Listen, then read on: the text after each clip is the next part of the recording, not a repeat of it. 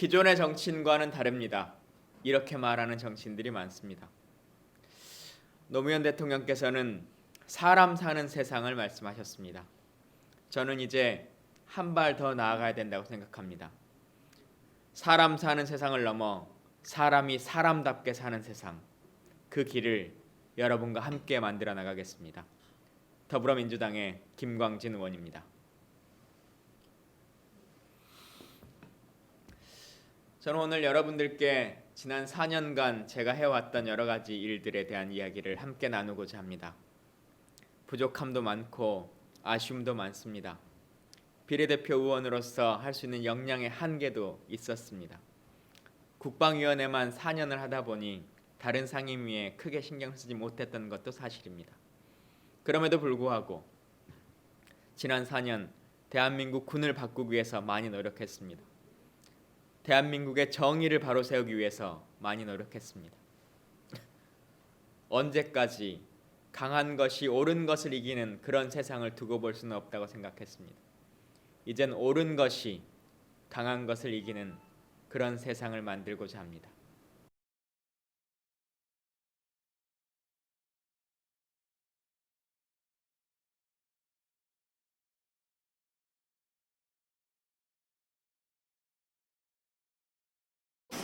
사랑하고 존경하는 국민 여러분, 새정치민주연합 김광진 의원입니다. 지난 4월 16일 전 국민을 슬픔에 빠지게 한 세월호의 침몰은 처음 배가 좌초되었을 때는 사고였으나 해경의 초기 대응 실패로 사건이 되었고 박근혜 정부의 무책임과 무능이 300여 명의 사상자를 낸 참사가 되었습니다. 그 문건이 있는지는 정확하게 모르겠습니다. 하여튼 지금 그게 지금 총리로서 말이 되는 소리입니까? 아니 청와대에서 일어날 일 총리가 어떻게 다 일일이 조사를 그러면 합니까? 총리는 여기 왜 오셨습니까? 아니 저는 총리가 할 일에 대해서 말씀을 드리는 말로는 진실규명에 대한 의지가 있다고 말하시면서 실제로 국회가 요구하고 국민이 요구하는 것은 하나도 제출하지도 않고 알지도 못하겠다는 얘기만 하고 계십니다. 지금 국가의 지도자가 하겠습니다. 이 사건이 발생되고 정부 부처가 해경에서 9시 3분에 전체 부서로 다 회람을 했음에도 불구하고 대통령이 1시간이 넘도록 보고를 받지 못했다는 것이 얼마나 자랑스럽다고 지금 그 얘기를 하십니까? 정확한 시간과 그런 거는 제가 다시 확인을 하겠습니다만 지금 시간 제가 다 이렇게 드리고 있습니다. 총리실 직원들은 뭐 하십니까? 한 달 동안. 함정사업본부장을 역임한 대한민국 최고의 함정 전문가입니다. 해군 참모총장. 그 지시가 3시간 만에 번복됐습니다. 대한민국에서 해군 참모총장의 명령을 번복할 수 있을 만한 사람이 몇 명이나 있습니까? 누가 있습니까? 왜 이 배가 투입되지 못했습니까? 대한민국은 민주공화국입니다. 짐의 부덕의 소치다. 이 한마디로 모든 것들이 면피되는 왕조 국가가 아닙니다. 사표 총리께서 지금 답을 회피하고 계시지만 이후에 국정조사나 특검을 통해서 성역 없는 수사로 꼭 진실을 밝혀야 한다고 생각합니다. 첫 번째 이야기를 시작하겠습니다. 아직도 해결되지 못한 숙제입니다. 아직도 세월호의 배 안에는 학생들이 그리고 선생님이 있습니다. 세월호 국정조사 특위는 아직도 진실 규명을 위해서 활동 중에 있습니다. 그런데 많은 분들이 이제 잊자 이렇게 말씀하십니다. 저는 잊어버릴 수 없는 문제라고 생각합니다. 제가 단순하게 세월호 국정조사위원이 돼서 활동을 했었기 때문만이 아닙니다. 이것이 어떤 정부 차원의 어떤 문제였기 때문에 그런 것도 아닙니다. 우리는 잘못에 대해서 반성하고 그것을 고민해서 다시 새로운 대안을 만들어내야 합니다. 그것이 정치가 해야 될 역할이고 행정이 해야 될 역할입니다. 초기 세월호는 단순한 사고였을 수 있습니다. 그런데 그것의 해경의 초동 대응의 미흡으로 사건이 되었습니다. 그리고 박근혜 정부의 무능과 무책임으로 300여 명 이상의 사상자를 낸 참사가 되었습니다. 우린 잊지 않아야 합니다. 우리가 잊지 않아야 될 것은 세월호만은 아닙니다. 제가 국방위원회를 4년 하면서 많이 느꼈습니다. 대한민국은 국민들에게 국민의 의무를 다하지 않습니다. 국가가 해야 될 국가의 의무를 다하지 않습니다. 아직도 국방위원회에는 많은 법안들이 올라와 있습니다. 6.25 때 참전했던 분들에 대한 보상의 문제, 배상에 대한 문제. 단순한 전쟁의 참여자도 있었을 수 있겠습니다만 유엔에서 정한 국제법상의 문제가 있는 소년병의 입대 문제. 아직 소년병들은 단돈 10원도 제대로 된 보상을 받지 못합니다. 당시 행정행위가 잘못돼서 병적이 제대로 갖춰지지 않았기 때문에 2번 입대하신 분들도 있습니다. 그분들에게도 합당한 보상이 이루어지지 않습니다. 지금 이 시간에도 많은 장병들이 사망을 합니다. 여러분 아실지 모르겠습니다만 매년 150명의 사망자가 대한민국 군 안에서 이루어집니다. 전쟁을 하다가 적에게 교전을 받아 사망하는 것이 아닙니다. 군 생활하는 영내 활동 중에 그렇게 많은 사람이 사망합니다. 그 150명의 사망자 중에서 50명은 사건이나 사고로 사망을 합니다. 근데 나머지 100여 명은 군 생활을 적응하지 못해서 혹은 가혹행위와 구타를 참지 못해서 자해행위라고 하는 자살로 목숨을 잃습니다. 그렇게 군 의문사라고 하는 것이 생기죠. 여러분들은 군 의문사라고 얘기하면 예전에 김은중이 사건 30년 전 40년 전에 군사 독재 시절에 있었던 이야기 이렇게 생각하실지 모르겠습니다. 그런데 군 의문사는 30년 전의 이야기가 아닙니다. 당장 우리 현실이기도 하고 오늘은 내가 피해자가 아닐지 모르겠습니다만 대한민국의 모든 남성들이 군대를 가는 대한민국의 현실 안에서 징병제 국가 대한민국에서는 당장 내일 우리 아들의 문제가 될지 내 친구의 문제가 될지 내 조카의 문제가 될지 누구도 장담할 수 없습니다. 1년에 150명 3일장을 치르는 대한민국을 기준으로 보면 단 하루도 곡소리가 끊이지 않는 대한민국 군대입니다. 그런데 여러분, 국민이 국민의 의무를 다하기 위해서 군복을 입고 사망했을 때 국가는 어떻게 배상하는지 알고 계십니까?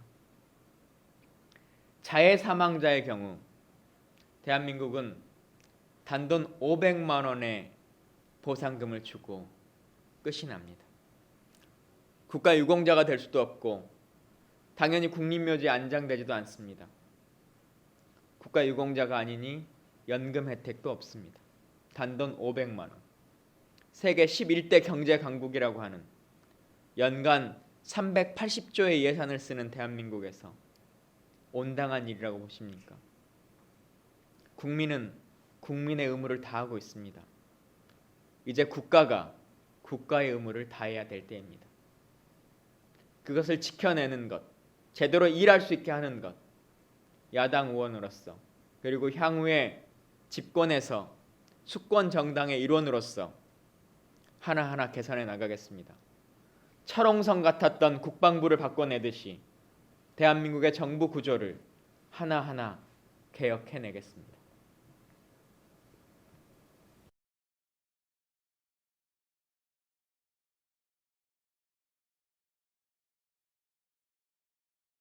지난 4년 참 치열하게 살았습니다. 여러분들 말씀하신 것처럼 야무진 의정활동 했다고 자부합니다. 그 성과가 4년간에 단 한 차례도 놓치지 않은 국정감사 우수의원상이라고 하는 것으로 증명할 수 있다고 봅니다. 첫 번째 해에는 여러분이 화면에 같이 보시는 것처럼 노크 기순 사건이라고 하는 것을 처음 제기했습니다. 저도 처음 제보를 접했을 때 사실일까? 과연 말이 되는 일인가? 라고 고민을 많이 했습니다. 그래서 계속 추적을 해봤는데 사실이었습니다. 북한군 병사가 우리 철책을 넘어서서 우리 초소까지 들어와서 노크를 하고 기순했다라고 하는 것. 물론 10사람이 한 도둑 막을 수 없다라고 하는 옛 속담도 있습니다. 그럼에도 불구하고 대한민국 군의 안보, 그리고 65만 장병들이 해야 될 의무라고 하는 것들이 있죠. 그리고 국민들이 요구하는 안보의 가치가 있습니다. 우리는 보수 정권이 집권하면 남북 관계는 좀 개선되겠지, 혹은 안보는 잘 지켜주겠지 라고 하는 생각들을 많이 가졌습니다. 그런데 지금 이명박 박근혜 정권의 상황은 어떻습니까? 북한이 핵실험을 하고 있는 동창리의 그 상황, 여러분도 보셨고 저도 국방위원회와 정보위원회 활동을 하면서 정말 깜짝 놀랐습니다. 얼마 전까지만 해도 국회에 찾아와서 핵실험을 하면 한 달 전이면 충분히 알 수 있다, 미사일 발사는 일주일 전이면 알 수 있다 라고 호언장담했던 사람들입니다. 그런데 북한이 핵실험을 하는 당일날까지, 그 시간까지 인지하지조차 못하고 있었다는 것이 여실하게 보여져 버렸죠. 그것도 기상청이 지진파로 확인한 이후 10분이 지나서야 국방장관이 북한 핵실험 사실을 인지할 수 있었습니다. 대한민국 국민들이 발 뻗고 잠잘 수 있겠습니까? 이건 단순하게 정보의 문제나 경계의 문제만이 아닙니다. 대한민국 국방 예산은 MD 체계나 KAMD라고 하는 MD 체계, 그리고 킬첸이라고 하는 무기 체계를 통해서 수십조 원의 예산을 쏟아붓고 있었습니다. 이것은 사전에 탐지가 가능하다라고 하는 것이 전제될 때 가능한 것이었죠. 그런데 실제 탐지가 불가능하다라고 하는 것을 전 세계에, 북한뿐만 아니라 전 세계에 여실하게 보여준 것입니다. 과연 이 수십조 예산을 쏟아붓고 제대로 북한을 막아낼 수 있을 것이냐? 북한에게 다가가지 않은 회초리만 계속 휘두른다고 남북관계가 개선될 수 있는 것이냐? 북한의 핵개발을 막을 수 있는 것이냐? 저는 그렇지 않다고 생각합니다. 북한이 가장 두려워하는 것은 경제 제재가 아닙니다. 북한이 가장 두려워하는 것은 경제 개방입니다. 개혁과 개방으로 북한이 세계의 일원이 되도록 하는 것, 그래서 외부의 도움이 없으면 살아갈 수 없도록 경제적 교류 혹은 지원, 이런 일들을 강화시켜 나가야 합니다. 그것이 진정한 안보로 가는 길입니다. 또 하나의 안보 이야기를 좀 드리고 싶습니다. 예, 국정원과 국방부의 부인으로 국정원의 심리전 지침 논란은 진실공방으로 빠져들고 있습니다. 제보자의 증언을 공개한 김광진 민주당 의원과 잠시 얘기 나누겠습니다. 어서 오십시오. 예, 안녕하세요. 예. 네, 군사이버사령부의 활동 내용이 매일 청와대에 보고됐다, 이런 주장을 제기한 민주당의 김광진 의원 직접 연결해 봅니다. 김 의원, 안녕하세요. 예, 안녕하세요. 김광진입니다. 사이버사령부 댓글 의혹을 처음으로 제기한 김광진 민주당 의원을 연결하고 이어서 국방부의 김민석 대변인도 연결해서 국방부의 입장을 잠시 듣겠습니다. 먼저 민주당의 김광진 의원이 국회로 연결되어 있습니다. 자, 김광진 의원님, 오늘 그 중간 수사 결과 발표에 대해서 납득하실 수 없다면 그 이유는 어떤 건지 우선 좀 말씀해 주시죠.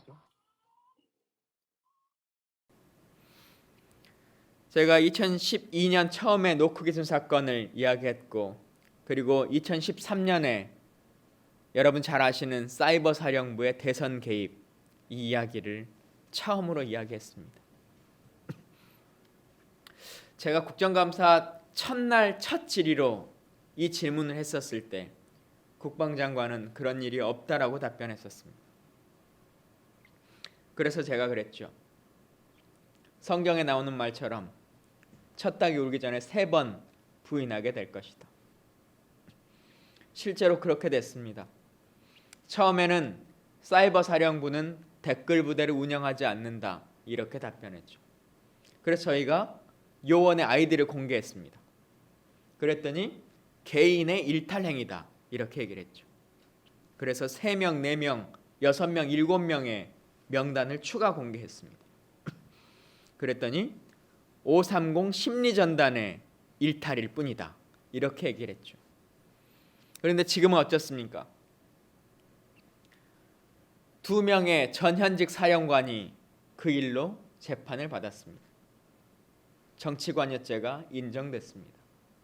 선거에 관여했죠. 지난 대선에 국정원의 댓글부대, 국방부의 사이버 사령부, 그리고 보훈처를 비롯한 다양한 기관들의 정부의 동력이 있었습니다. 그런데 지금 재판부는 이 잘못에 대해서 정확히 단죄하지 않고 있습니다. 한 가지 말씀 꼭 드리고 싶습니다. 사이버 사령부는 국방부 장관의 직할부대입니다. 육군 총장이나 합참의장이나 군단장의 지휘 명령을 받는 부대가 아닙니다. 국방부 장관만이 유일한 지휘권자죠. 그런데 당시의 국방부 장관, 지금은 청와대 안보실장으로 올라가 있는 이분, 김관진 실장입니다. 사이버 사령부의 전현직 사령관이 수사를 하고 구속되고 이런 일들을 처해 있음에도 불구하고 김관진 장관은 서면 조사조차 지금 이 시간까지 단 한 차례도 받지 않았습니다. 여러분, 이게 공정한 재판이라고 생각하십니까? 이게 사법 정의가 있는 나라라고 생각하십니까? 힘 있는 사람, 돈 있는 사람, 권력 있는 사람, 이런 사람들은 수사의 대상조차 되지 않고 서면 조사조차 받지 않는 나라.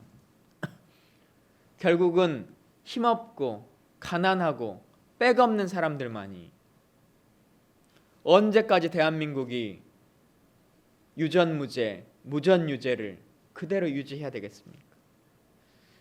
국회에 있으면 많은 인사청문회가 있죠. 저도 국무총리 인사청문회도 해보고 장관의 인사청문회도 여러 차례 해봤습니다. 그럴 때마다 항상 나오는 문제들이 하나 있죠. 로펌의 고액 연봉 문제. 그게 왜 발생하겠습니까? 대한민국에 존재한다라고 하는 전관예우, 이게 왜 존재한다고 생각하십니까?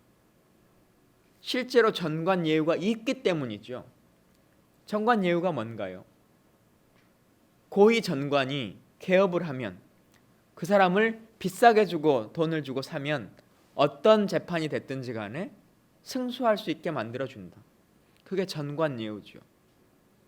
결국은 사법정의라고 하는 것이 존재하지 않는 것입니다.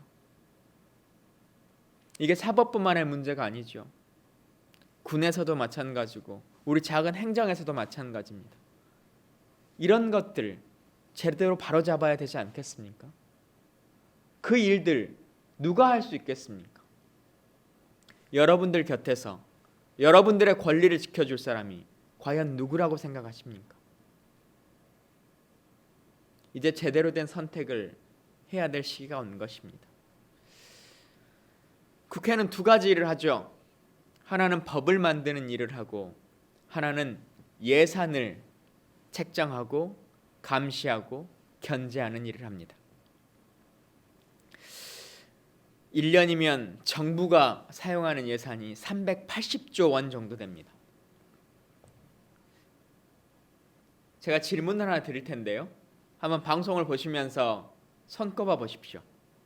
380조라고 하는 돈이 감이 잘 오십니까?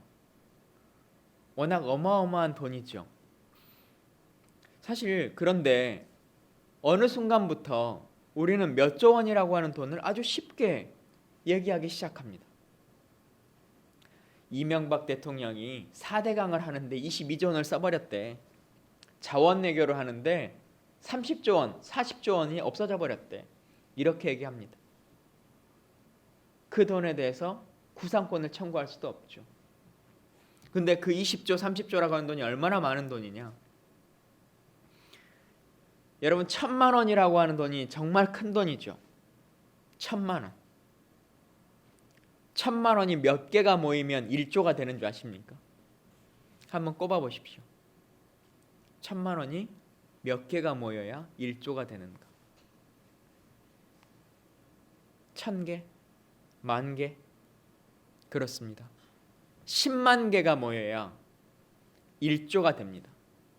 근데 380조 원의 예산이라고 하는 것을 매년 집행하는 것이죠. 이걸 제대로 감시하는 역할, 국민의 편에서 국민의 이익되는 방향으로 감시하는 역할. 그게 제대로 된 국회의원이 해야 될 역할입니다. 제가 2013년도에 통영함 문제라고 하는 것을 처음으로 말씀드렸습니다. 제가 2014년도 국정감사에서 통영함이라고 하는 것을 처음 말씀드렸습니다.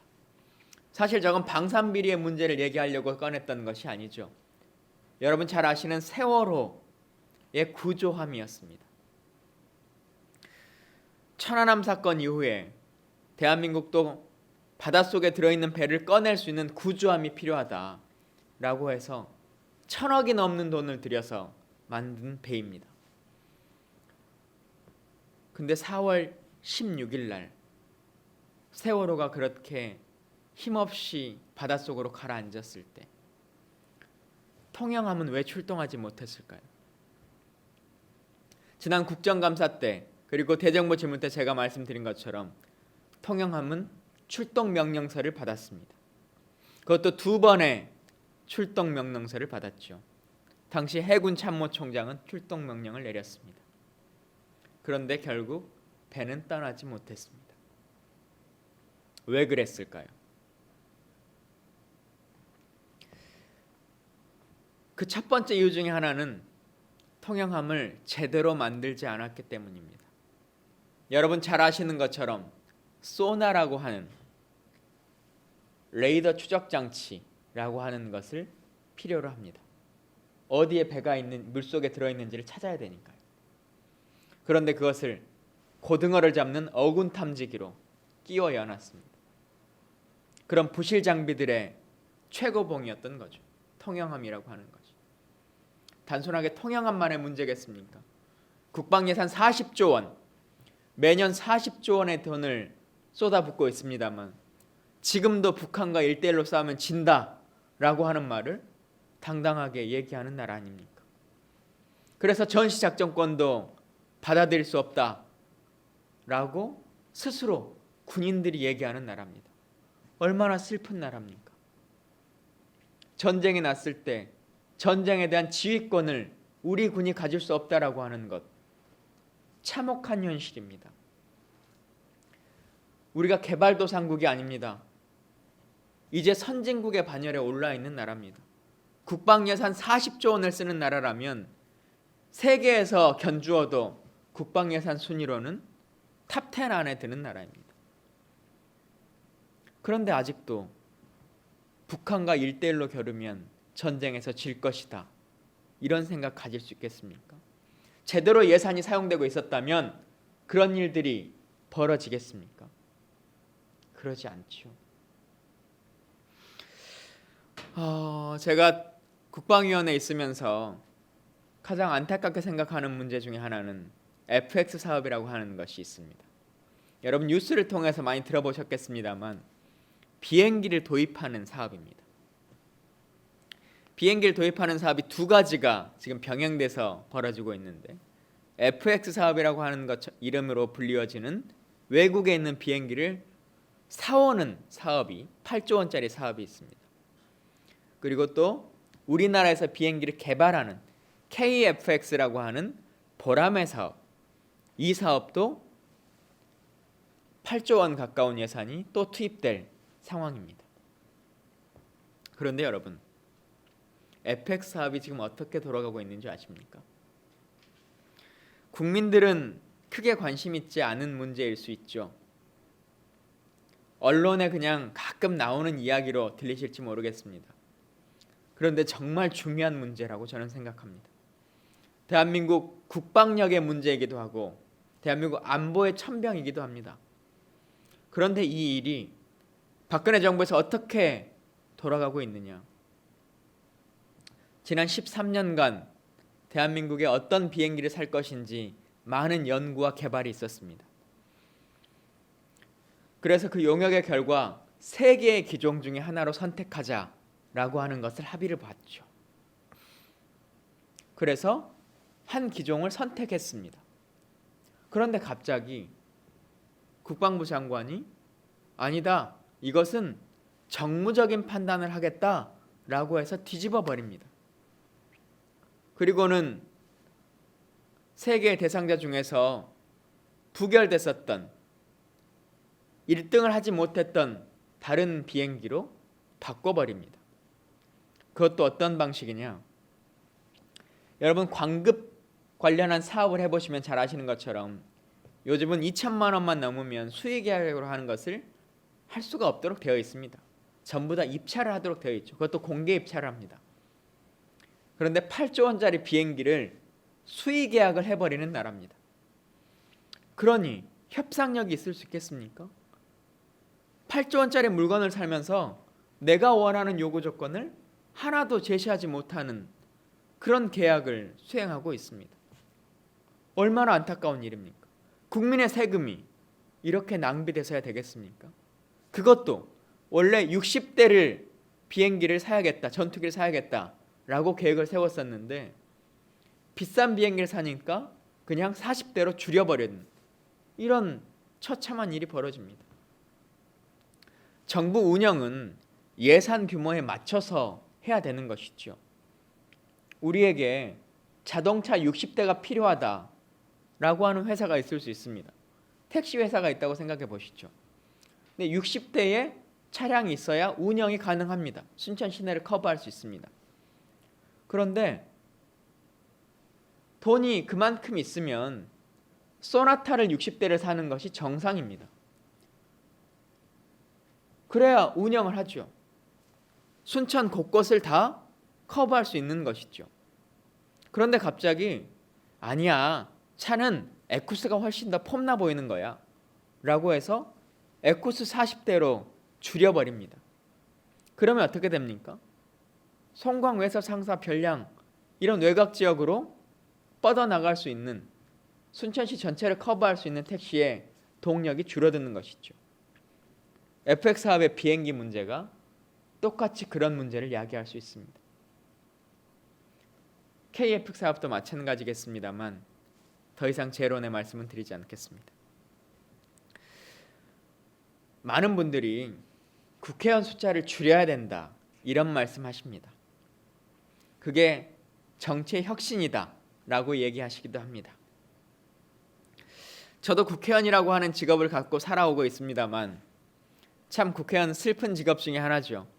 어느 술자리에서 누가 국회의원에 대해서 비난한다고 해서 아니야, 국회의원 착한 사람이니까 국회의원 욕하지 마 이렇게 말해주는 사람 한 명도 없습니다. 그럼에도 불구하고 여러분, 국회의원뿐만 아니라 정치인이라고 하는 직업은, 그리고 정치라고 하는 것은 아주 소중한 일입니다. 여러분, 정치를 사랑해 주십시오. 정치를 사랑해 주셔야 세상을 바꿀 수 있습니다. 왜 정치인이 욕을 먹을까요? 물론 여러분들이 생각하시는 것처럼 잘못된 일이 있을 수도 있습니다. 정치인들 보고 여러분들 이렇게 말씀하시죠. 제발 좀 그만 싸워라. 정치인들 왜 이렇게 싸우냐? 라고 말씀하십니다. 그런데 한번 생각해 보십시오. 정치인들이 정치인들의 이익이 있는 문제에 대해서 싸움을 할 것 같습니까? 예를 들어 국회의원 연금을, 국회의원들만이 받는 연금을 새로 만들자라고 하는 법안이 나왔을 때 그걸 가지고 반대하는 사람들이 논쟁을 붙고 토론을 하고 싸움을 일으키고 할 것 같습니까? 그러지 않겠죠. 국회의원들이 싸움을 하는 것, 물론 폭력적인 무력으로 하는 이 행위는 잘못된 것이겠습니다만 언쟁을 하고 토론을 하고 상임위장에서 서로의 의견을 얘기하고 하는 일들은 각자의 지지자들을 위한 이야기들을 대신해서 해주고 있는 것입니다. 국회의원은 싸우는 직업입니다. 대신 누구를 위해서 싸우느냐라고 하는 것이 중요한 일이죠. 그리고 국회의원이 많아지면 많아질수록 여러분의 세금을 아낄 수 있습니다. 실제로 그렇습니다. 국회의원 연봉이 많다라고 말씀하시죠. 물론 국회의원의 연봉이 크게 보면 많을 수도 있습니다. 이 금액을 줄이는 것에 대해서 반대하지 않습니다. 그런데 더 중요한 것은 국회의원들이 그 역할 안에서 어떤 일을 하느냐라고 하는 거예요. 1년이면 380조의 예산, 1년의 예산과 결산을 하기 때문에 매년 760조 원 정도의 서류를 쳐다봅니다. 그걸 4년간 하죠. 그렇게 해서 아낄 수 있는 비용이 얼마나 많겠습니까? 제대로 감시하고 제대로 관리 감독한다면 그게 다 국민의 세금을 아껴주는 것입니다. 정치를 사랑해 주십시오. 그리고 좋은 정치인을 뽑아 주십시오. 그 좋은 정치인은 멀리 있지 않습니다. 여러분 곁에서 항상 함께 웃고 울었던 사람들, 나보다 더 멋진 사람, 나보다 힘 있는 사람이 아니라 나의 목소리를 대신해서 싸워줄 사람, 그 사람을 찾아주시면 됩니다. 그게 결국 세금을 아끼고 우리의 복지가 풍성해질 수 있는 나라를 만드는 길입니다. 그게 결국 방산 비리, 무슨 브로커라고 하는 일들, 군피야, 건피야, 행피야, 이런 일들이 벌어지지 않게끔 만들어내는 일입니다. 여러분들의 선택으로 세상을 바꿀 수 있습니다. 지난 4년간 참 많은 상을 받았다는 것 같습니다. 여러 시상식에도 올랐고 정치인이 받기 어려운 상들도 받았고 또 처음으로 받았던 상들도 많이 있습니다. 그 중에 첫 번째는 앞서 말씀드린 것처럼 제가 당에서 주는 국정감사 우수원상을 4년 연속으로 받았습니다. 단 한 차례도 빠지지 않고 받았죠. 자랑스럽습니다. 저는 제가 하는 일에 대해서 자부심이 있습니다. 이 일이 저의 소명이라고 생각합니다. 그래서 즐겁습니다. 계속 일하고 싶습니다. 여러분들과 함께 일하고 싶습니다. 4년간의 국정감사 우수원상, 그리고 또 하나 제가 자랑스러워하는 상이 있습니다. 저는 순천대학교를 졸업했습니다. 용당초등학교를 나와서 이수중학교를 나왔고 순천고등학교를 졸업하고 순천대학교를 나왔습니다. 그리고 순천대학교 대학원을 수료했습니다. 이 지역에서 평생의 교육을 다 받았죠. 순천이 키워내셨습니다. 제가 순천대학교에 자랑스러운 순천대인상을 받았는데요. 참 어찌 보면 슬픈 일 중에 하나라고 생각합니다. 왜 이 말씀을 드리는지 아십니까? 순천대학교가 올해로 개교 81주년이 됩니다. 작년이 딱 80주년이 되는 해였습니다. 그런데 제가 순천대학교 개교 이래 첫 번째 국회의원입니다. 이해가 되십니까, 여러분? 순천대학교에도 참 많은 인물들이 있습니다. 장관을 하셨던 분들도 여러 분 계십니다. 그런데 대통령의 지명을 받는 장관 자리는 여러 사람이 해왔습니다만 직접 순천 시민의 투표를 통해서 선출되는 의원은 단 한 차례도 있지 않았습니다. 저 역시도 비례대표로 당선된 사람이기 때문에 아직까지는 순천 지역민의 선택을 받지 못했습니다. 이게 무엇을 의미하는지 아십니까? 순천대학교 학생들이 능력이 없어서일 거라고 생각하십니까? 그러지 않습니다. 우리 정치가 잘못돼 가 있기 때문입니다. 정치는 힘 있는 사람을 뽑는 것이 아니죠. 10년이면 강산도 변한다 라고 하는 말이 조선시대부터 있던 말입니다. 그런데 이렇게 급변하고 있는 대한민국 사회에서 20년, 30년 잘해야 여기서 고등학교나 중학교를 졸업하고 수십 년을 외지 생활하다가 본인의 업이 다 끝난 이후에 순천으로 돌아와서 순천의 아들이다, 순천의 딸이다 이렇게 얘기하죠. 근데 이 고민을 같이 한번 해보시자고요. 그 사람들이 하늘에서 뚝 떨어져 가지고 선거 이긴 게 아니죠. 순천 시민의 표를 얻어서 당선됩니다. 우리의 인식 안에 그래도 국회의원 하려면 연고대 나온 사람이 낫지 않겠어? 서울대 나온 판사가, 변호사가 더 똑똑하지 않겠어? 라고 생각하는 것이죠. 그런데 정치는 그렇게 하는 것이 아니라고 저는 생각합니다. 실제 제가 해보니 더더욱 느낍니다. 누구의 권리를 대변할 것이냐? 저는 여러분의 권리를 대변하고 싶습니다. 순천에서 나하고 자라서 순천에서 교육받고 순천에서 직장 잡고 순천에서 작은 상점을 운영하면서 사시는 여러분들의 삶, 여러분들의 고민, 그 고민을 서울에서 유명한 회사 운영하다가 혹은 로펌 운영하다가 그렇게 갑자기 국회의원이 당선돼서 할 수 있을 것 같습니까? 아닙니다. 정치는 나와 가장 가까운 사람, 이 사람을 뽑아주시는 겁니다. 이후에 조금 더 많은 말씀 드리도록 하겠습니다. 제가 받은 상 중에 또 하나 여러분과 나누었으면 좋은 상이 있죠. 이건 상이라고 말하기는 좀 그렇습니다만 차세대 리더라고 하는 것을 매년 언론사들이 뽑습니다. 거기에 빠지지 않고 등장하는 이름 중에 하나이기도 하죠.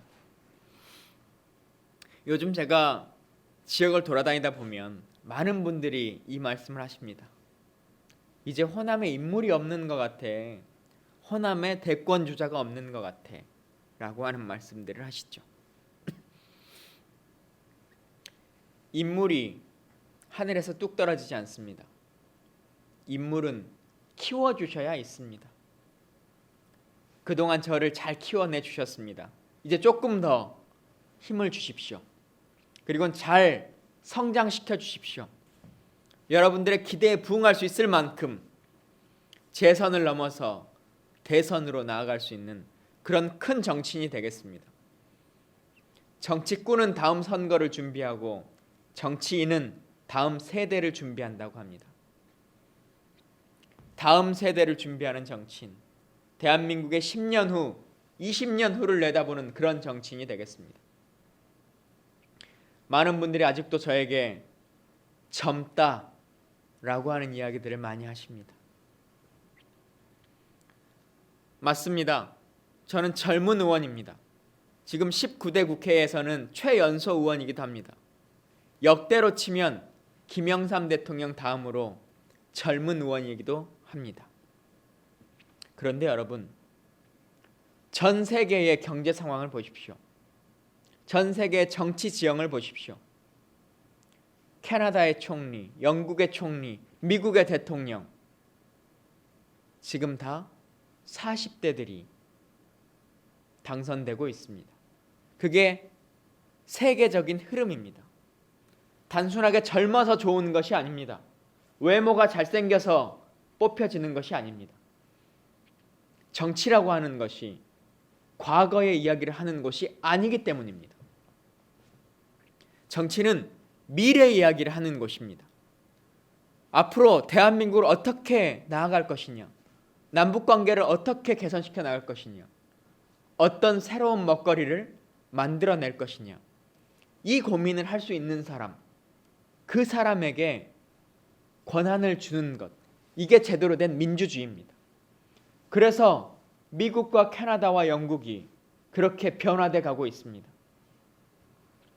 그렇게 세상을 앞서 나가고 있습니다. 한국은, 대한민국은 남북이 갈라져 있고 특수한 상황이니까 아직은 그러기 어렵다라고 생각하실지 모르겠습니다. 그런데 조금만 생각을 돌려보시죠. 여러분 잘 아시는 김대중 대통령, 김영삼 대통령 처음 등장하셨을 때 40년 전에도 40대 기수론을 내세워서 대선에 출마했습니다. 근데 이렇게 급변하고 있는 대한민국에서 아직도 환갑 정치를 계속하고 있다라고 하면 여러분 너무 슬픈 일 아닙니까? 이제 앞으로의 대한민국의 미래를 이끌어갈 사람에게 힘을 주십시오. 여러분들의 사랑을 받고 여러분들의 지지를 받고 그 힘으로 대한민국을 바꿔나가겠습니다. 사람 사는 세상만이 아니라 사람이 사람답게 사는 세상, 더불어서 함께 성장할 수 있는 그런 세상을 만들겠습니다. 기회는 평등하고 과정은 공정하고 그래서 결과는 정의로운 나라, 그런 나라를 여러분과 더불어서 함께 꼭 만들겠습니다. 힘을 주십시오. 사람을 키워내 주십시오. 순천뿐만 아니라 호남의 큰 인물로 그리고 대한민국의 인물로 성장해 나가겠습니다. 부끄럽지 않게 정치하겠습니다. 정치꾼이 아니라 정치인으로 살아가겠습니다.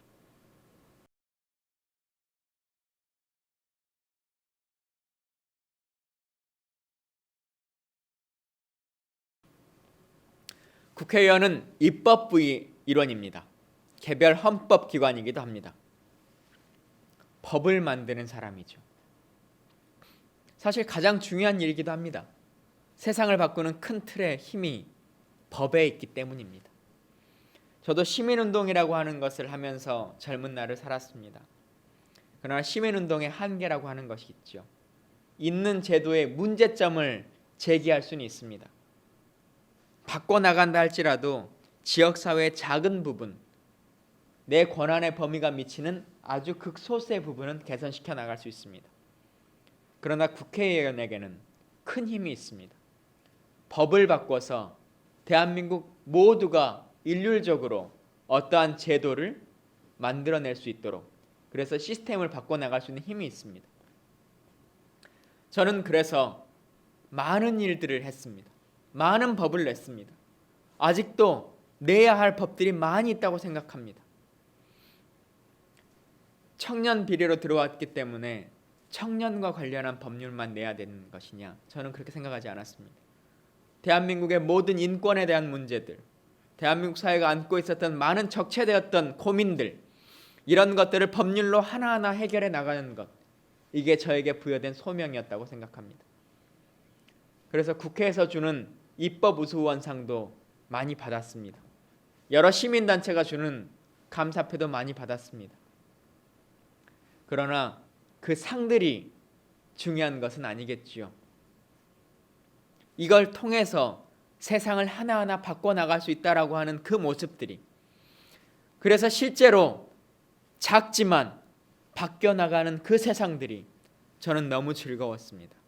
너무 뿌듯했습니다. 4년간의 의정 생활을 통해서 앞으로 했으면 하고 고민하고 있는 많은 문제들이 있습니다. 지역의 농촌 문제는 어떻게 해결할 것인가? 소방관의 처우 개선 문제는 어떻게 할 것인가? 국가 행정기관은 어떻게 이전하고 배분하는 것이 국가의 균형 발전에 맞는 것인가? 국가 안보라고 하는 것은 어떻게 제도화할 것이며 남북관계의 틀은 어떻게 바꿔낼 것인가?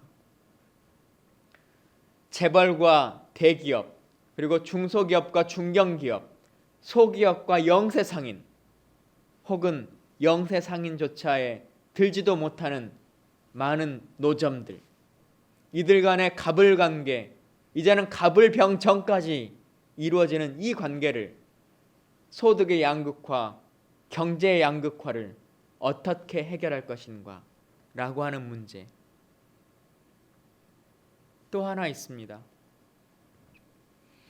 사람의 가치를 크게 보는 나라, 사람의 하나하나가 귀중한 나라, 그런 나라를 어떻게 만들 것이냐.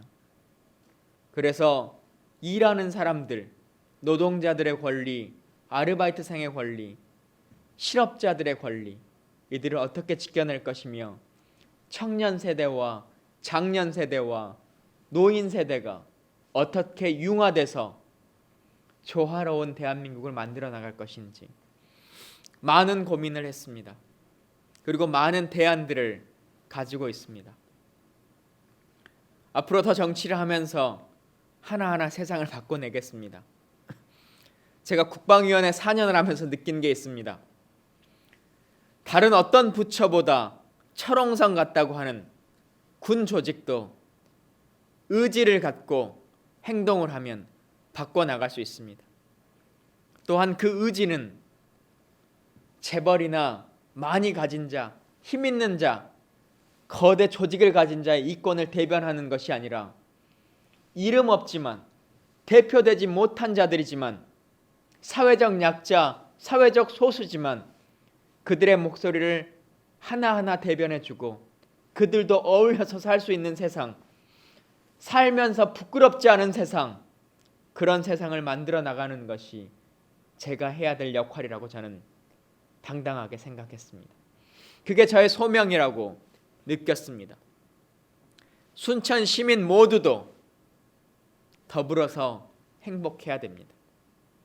그 길을 여러분과 함께 만들어 나가겠습니다. 제가 발의했던 많은 법률이 있습니다만 또 하나 여러분께 좀 말씀드리고 싶은 법이 있습니다.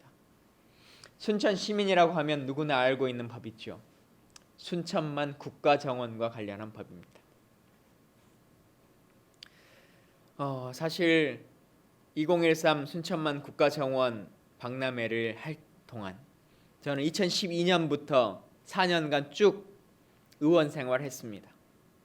그렇기 때문에 박람회를 준비하는 과정에 있어서의 문제점들, 그리고 2013년에 박람회를 진행하는 당시의 어려움들, 그리고 이후에 사후 관리를 어떻게 할 것인가에 대한 고민들, 이것들을 시와 끊임없이 4년 내내 논의해 왔습니다.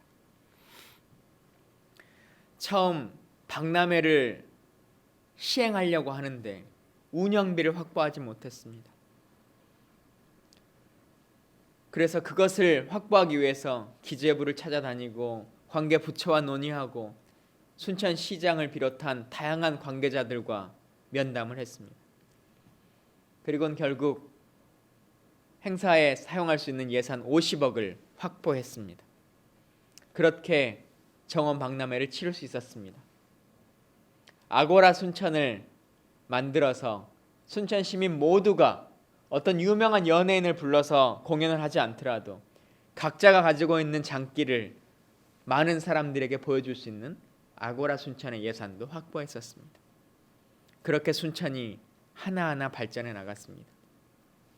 그렇게 박람회가 끝나고 이 순천만의 공간을 어떻게 할 것인가, 이 운영비를 다 시가 감당해야 될 것인가에 대한 고민이 있었죠. 그래서 국가정원법을 만들자라고 하는 논의가 있었습니다. 사실 저 법이 농해수위원회에서 법안소에서 1차 부결이 됐습니다.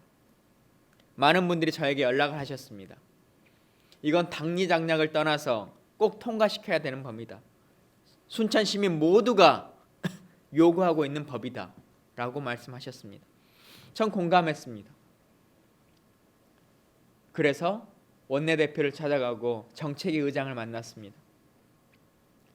그리고는 유례를 찾기 어려울 정도로 특이하게 부결됐던 법안을 다음 날 다시 상정해서 통과시켰습니다. 그렇게 순천만은 국가정원 1호가 됐습니다. 시민이 원하는 것이라면 누구에게 도움이 될 것이냐, 정치적으로 누가 이익을 볼 것이냐를 따지지 않고 정치를 했습니다. 그게 많은 분들이 저에게 거는 기대라고 생각합니다. 시민만 바라보겠습니다. 시민이 옳다고 하는 일들을, 시민이 맞다고 하는 일들을 끊임없이 해나가겠습니다. 여러분들이 좀 도와주십시오.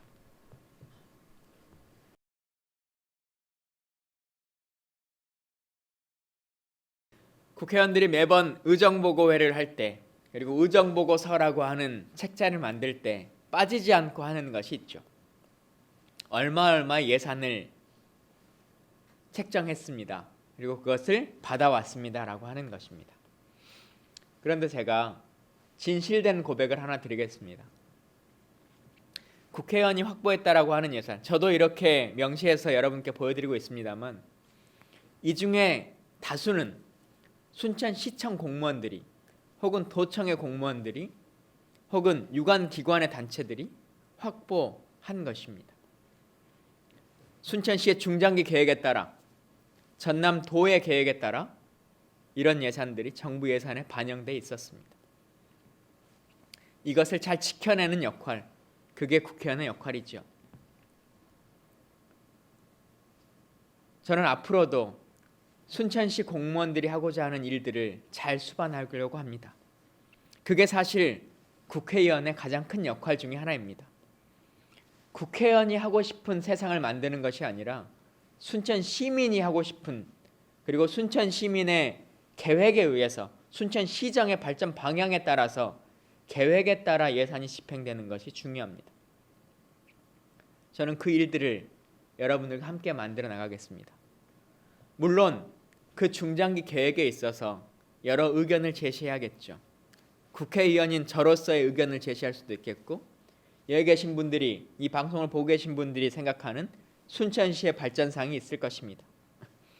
그런 것들이 민주적으로 토론되고 또 그 의견들이 하나로 합쳐져서 순천시의 예산을 만들어내야겠죠. 그런 일들 여러분과 함께 하겠습니다.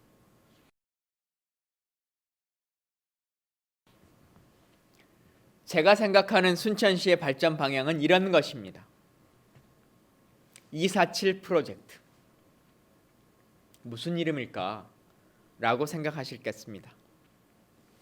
건물 외벽에 제가 크게 247 프로젝트라고 써놨는데 도대체 247이 뭐지? 이렇게 질문하시는 분들이 있습니다. 247은 많은 뜻을 담고 있습니다.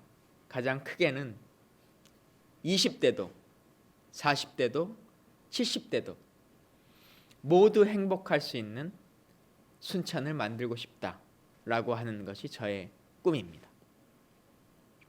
세대 간의 갈등이나 세대 간 싸움의 문제가 아니라 순천 시민 모두가 하나 돼서 남녀노소 모두의 즐거움을 누릴 수 있는 나라, 그런 도시. 그래서 시민의 만족도, 행복도가 훨씬 더 높아지는 더 큰 순천을 만들겠습니다. 그러기 위한 첫 번째 아이템입니다. 순천은 관광의 도시입니다.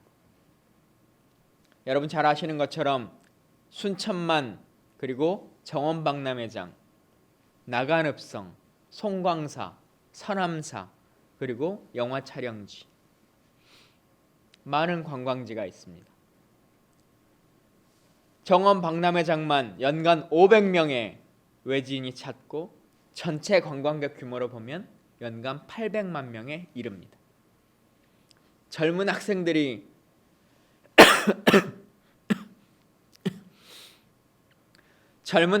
많이 찾고 있는 내일로 관광이라고 하는 것이 있습니다.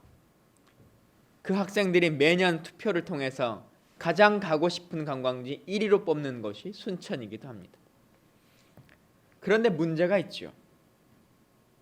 순천 시민이면 누구나 얘기하고 있는 문제. 순천에 와서 잠깐 둘러보고 밥은 벌교 가서 먹고 잠은 여수 가서 잔다 라고 하는 문제입니다. 잠깐 들리는 관광에서 벗어나지 못하고 있습니다. 그러니 결국은 그 많은 관광객을 통해서 돈이 순천에 돌지 못하는 것입니다. 저의 247 관광 프로젝트는 24시간 그리고 7일 내내 관광할 수 있는 풍토를 만드는 것입니다.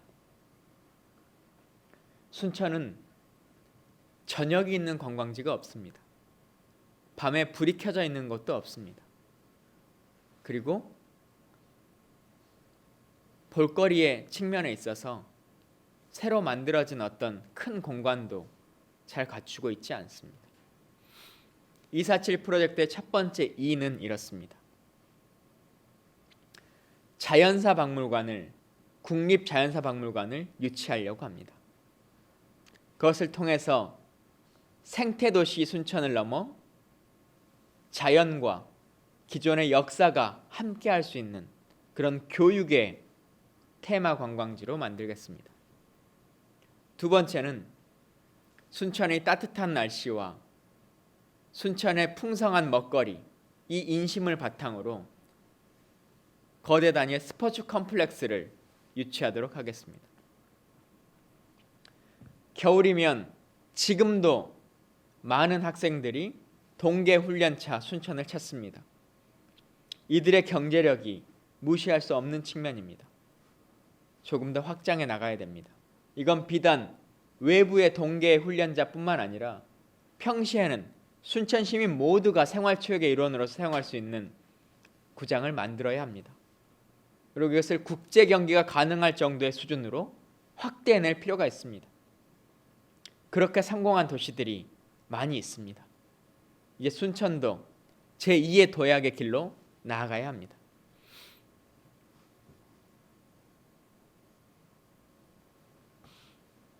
(247) 프로젝트의 사는 이렇습니다. 아까 벌교 가서 밥을 먹고 여수 가서 잠을 잔다 라고 하는 이유는 가장 큰 이유는 한 가지 때문입니다. 순천에 관광지가 부족해서인가? 그러지 않습니다. 머물 곳이 없어서 그렇습니다. 잘 곳이 없습니다. 실제 수학여행객들이 단체로 온다고 할지라도 머물 수 있는 유스트 호스텔이 제대로 갖춰져 있지 않습니다. 저는 4개의 유스 호스텔을 유치하겠습니다. 시를 통해서 하든 개별 기업을 통해서 하든 이제 순천도 머물 수 있는 숙소를 제대로 확보해 내겠습니다. 247 프로젝트의 7째 7입니다. 순천의 관광지의 특성, 앞서 한번 말씀드렸습니다만 저녁 7시가 넘으면 불 켜져 있는 곳이 단 한 군데도 없습니다. 물론 자연관광지여서 그렇기도 합니다. 그러나 최근에 아래장 야시장이 보여주듯이 저녁 관광지를 작지만 한 군데를 만들어 놓으니 많은 시민들이, 많은 관광객들이 찾고 있습니다. 이제 7곳에 거점별 저녁 경관이 있는, 야경이 있는 관광지를 만들어내겠습니다. 이건 이미 정부에서도 사업의 예산이 책정되어 있습니다. 잘만 하면 순천이 바로 이 예산을 확보할 수 있습니다. 그렇게 해서 24시간 7일 내내 머물 수 있는, 잠시 머무는 관광이 아니라 돈이 되는, 돈이 도는 그런 관광을 만들어내겠습니다. 이 프로젝트가 성공하면 순천 시내에 약 3조 원 정도의 경제 유발 효과가 발생합니다. 그것은 지역 내에서 다 소비되고 유통되는 돈이 될 것입니다. 순천 경제의 새로운 시발점이 될 것이라고 생각합니다. 제가 여러분께 공개하는 두 번째 247 프로젝트는 247 주민편입니다. 가장 중요한 것은 순천 시민이 행복하게 사는 것입니다. 외지의 관광객도 좋고 자연환경도 중요합니다. 그러나 그보다 더 우리가 필요로 하는 것은 지금 이 시대를 살아가는 순천 시민 모두가 행복해야 하는 것입니다. 순천의 주민 편의를 위해서 많은 것들이 필요합니다. 247의 2는 두 곳의 필수 기반 시설을 갖추는 것입니다. 원도심과 신도시, 그리고 최근의 택지 개발을 통해서 발전하고 있는 많은 공간들, 이 지역이 필요로 하고 있는 행정복합타운이나 공공시설들, SOC들, 이런 것들이 제대로 갖춰질 수 있도록 하겠습니다. 여러분들이 얘기하고 있는 많은 이야기들 잘 듣고 있습니다. 필수 기반 시설들이 잘 갖춰질 수 있도록 노력하겠습니다. 247의 4는 순천에 여러분 순천을 돌아다니시다 보면 이런 현수막 보셨을 겁니다. 순천은 도시가 아닙니다. 정원입니다. 라고 하는 말이죠. 맞습니다. 순천은 정원의 도시입니다. 누가 뭐라고 할지라도 제1호 국가정원을 가지고 있는 도시이기도 합니다. 그런데 놓치지 않아야 할 것이 있습니다. 정원 박람회장 부지 한 군데가 좋은 정원이라고 해서 순천시 전체를 정원화할 수 있느냐? 그러지 않습니다. 공간에 거점별 정원을 만들어내겠습니다. 그래서 순천을 돌아보는 사람들이, 관광객이나 순천 시민 모두가 생각하기에 아, 정말 순천은 정원의 도시구나 라고 느낄 수 있을 만큼의 거점별 공원을 만들어내겠습니다. 그리고 247 프로젝트의 마지막 7,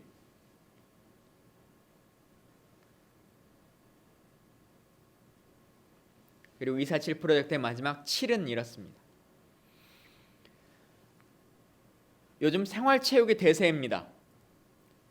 초중 고등학교의 체육관들을 빌려서 배드민턴을 치기도 하고 배구를 하기도 하고 탁구를 하기도 합니다. 아침마다 조기축구 장소로 사용하기도 합니다. 그런데 이 공간을 넘어서서 이제 시민 모두가 훨씬 더 자유롭고 편안하게 사용할 수 있는 공공체육시설을 확충해야 합니다. 이런 공간 7곳을 임기 내에 꼭 만들어내겠습니다. 저의 247 프로젝트는 관광 프로젝트와 주민 편의 프로젝트뿐만 아니라 향후에 농촌 문제와 관련한 문제, 그리고 순천의 경제 활성화에 관련한 문제, 그리고 기타 여러 가지 것들을 고민하고 있습니다. 향후 제2, 제3의 247 프로젝트를 여러분께 공개하도록 하겠습니다.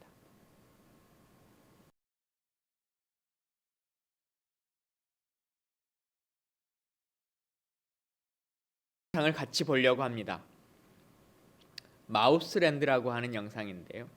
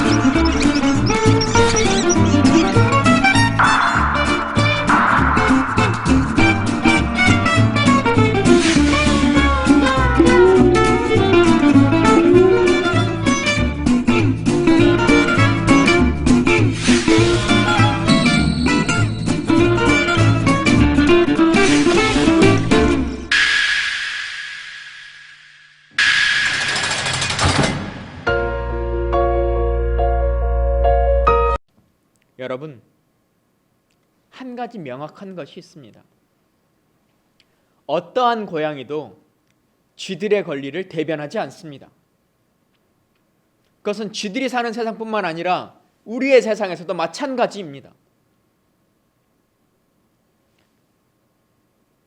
우리와 동떨어진 삶을 살아왔고, 우리와 경제력도 엄청난 차이가 나고, 우리와 학력도, 살아왔던 과정도, 만나고 있는 사람의 층도 모두 다른 사람들이 우리가 선택해서 그 사람들을 지도자로, 정치인으로, 행정가로 뽑아놓습니다.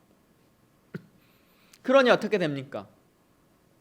노동법이라고 하는 이름, 노동개혁이라고 하는 이름을 통해서 대기업들만 훨씬 더 잘 살게 해주는 일들의 그 법들을 만들지 않습니까? 결국 우리가 가장 많은 피해를 당하게 됩니다. 이제 쥐들의 대표를 뽑아야 됩니다. 정치라고 하는 것은 힘없는 약자의 가장 큰 무기입니다. 여러분들의 투표를 통해서 쥐들의 권리를 제대로 대변해 줄 사람을 찾아주십시오. 우리보다 힘 있어 보이는 사람이 필요한 것이 아니라 우리의 목소리를 제대로 대변해 줄 수 있는 사람, 그것이 진정한 민주주의 국가의 정치 행위입니다. 그 힘은 여러분들에게 달려 있습니다.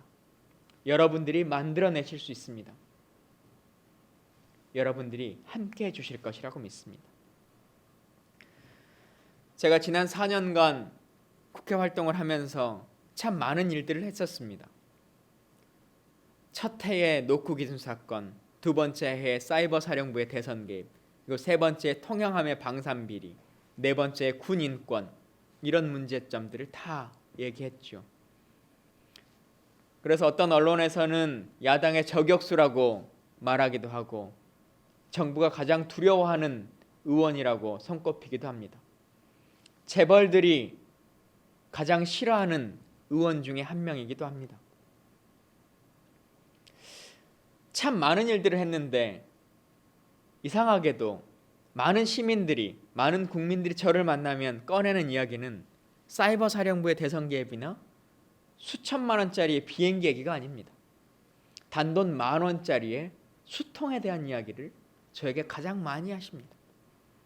그리고는 가장 고맙다는 이야기도 많이 하십니다. 제가 그러면서 느끼는 것이 있습니다. 아, 이게 정치구나. 정치라고 하는 것이 거대 담론을 가지고 논쟁을 하는 것이 아니라 시민들의 삶을 바꿔낼 수 있어야 그것이 정치구나 라고 하는 생각 같습니다. 이 수통 하나에 10,000원도 하지 않습니다. 제가 전 군의 수통을 바꾸는데 25억 정도밖에 예산이 들지 않았습니다. 그럼에도 불구하고 저 수통은 군 생활 해보신 분들이 항상 느끼는 것처럼 실제로도 폐기 연한이 없어서 30년, 40년을 사용하고 있습니다. 심지어는 6.25 때 쓰던 수통을 그대로 사용하기도 합니다. 전 이 수통을 통해서 정말 느꼈습니다. 이게 정치구나. 이게 결국은 시민의 삶을 바꿔내는 것이 정치구나. 거대한 담론이나 수천억, 수백억짜리의 이야기들이 아니라 단돈 10,000원짜리지만 정말 내 삶을 바꿔낼 수 있는 것. 그동안 왜 정치인들은 이런 삶에 관심 갖지 않았지? 왜 이런 문제에 대해서 고민하지 않지? 라고 해오셨던 그 많은 고민과 아픔들, 그것을 하나하나 해결해 나가는 것, 그것이 진정한 정치의 역할이라고 생각합니다. 증명해내겠습니다. 정치가 삶을 바꿔낼 수 있다는 것을 순천 시민 모두가 더불어서 행복할 수 있다고 하는 것을 증명해내겠습니다. 혼자 할 수 있는 일이 아닙니다. 여러분들이 함께 해주셔야 가능한 일입니다. 순천의 기분 좋은 변화, 새로운 혁신의 모습으로 여러분들과 함께 하겠습니다. 마지막으로 한 말씀만 꼭 드리고 싶습니다. 제가 정치인 4년의 생활을 살면서 가장 크게 느낀 것이 있습니다. 대한민국 사회에 참 많은 힘들이 있구나. 돈의 힘이라고 하는 금력도 있고 무력도 있고 폭력도 있고 권력도 있습니다. 매년 국립국어원이 새로운 단어가 나오면 국어사전에 등재를 해줍니다. 그런데 2016년 오늘까지도 우리 국어사전에는 정의력이라고 하는 단어는 존재하지 않습니다. 다시 말하면 정의는 힘이 없는 나라지요. 그래서 일제강점기에 나라를 뺏기고 독립운동을 하셨던 분들보다 친일파로 호의호식했던 사람들이 지금도 여전히 잘 살고 있습니다. 단죄받지 않고 그대로 살고 있습니다. 성공한 쿠데타는 쿠데타가 아니다 라고 하는 말을 자랑스럽게 얘기하는 나라입니다. 언제까지 대한민국이 강한 것이 옳은 것을 이기는 그런 상태로 방치하실 겁니까? 이제 대한민국도 옳은 것이 강한 것을 이기는 그런 나라로 나아가야 합니다. 그래서 제가 정치를 하는 어느 순간에 대한민국의 국어사전에도 정의력이라고 하는 단어가 꼭 등재될 수 있도록 하겠습니다. 여러분들과 함께 그 일들을, 그 국가를 만들어내겠습니다. 많이 도와주십시오. 성원해 주십시오. 여러분과 함께 순천의 새로운 변화, 기분 좋은 선택을 만들어내겠습니다. 감사합니다.